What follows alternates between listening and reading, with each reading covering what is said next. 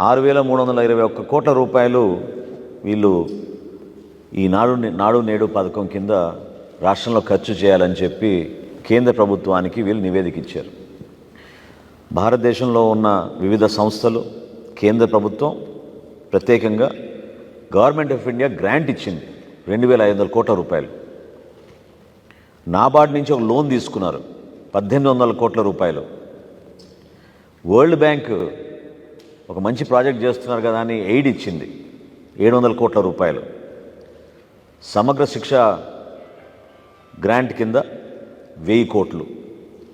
అంటే ఈ 6,321 కోట్లకు మేరు కేంద్ర ప్రభుత్వం నుంచి, ఇతర సంస్థల నుంచి 6,000 కోట్ల రూపాయలు మన ఆంధ్రప్రదేశ్కి వచ్చాయి.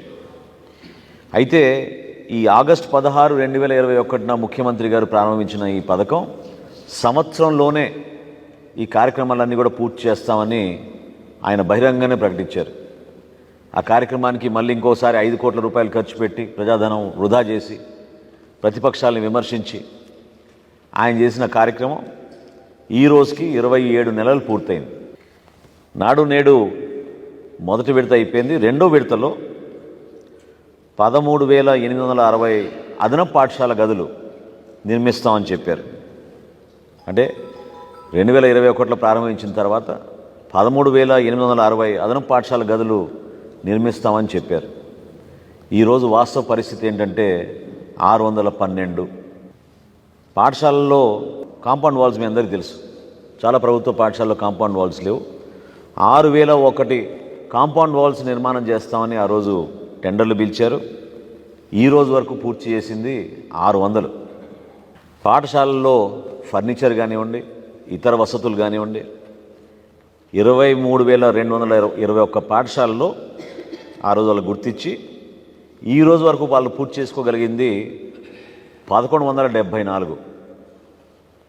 అంటే 10% కూడా ఎక్కడ కూడా విద్యాశాఖలో ఈ కన్స్ట్రక్షన్ వర్క్లు, కాంట్రాక్ట్లు ఏవైతే ఇచ్చారో ఎక్కడ కూడా వీళ్ళు పూర్తి చేసుకోలేకపోయారు.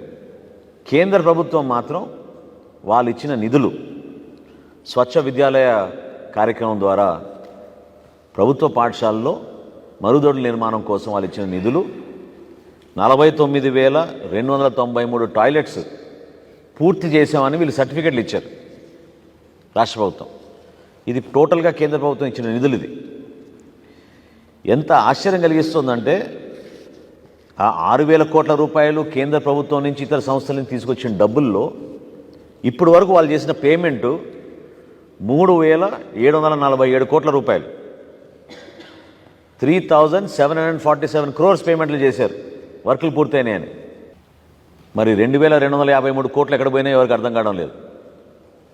అవి ఏ కార్యక్రమానికి మీరు దారి మళ్లించారు, ఏ విధంగా దుర్వినియోగం చేశారు?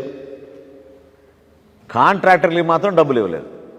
ఎవరైతే కష్టపడి పాపం డబ్బులు వెచ్చించి పనులు పూర్తి చేశారో 1,418 కోట్ల రూపాయలు, 1,418 కోట్ల రూపాయలు కాంట్రాక్టర్లకి ఈ రోజుకి కూడా వాళ్ళు నిధులు కేటాయించి బిల్స్ పే చేయలేదు.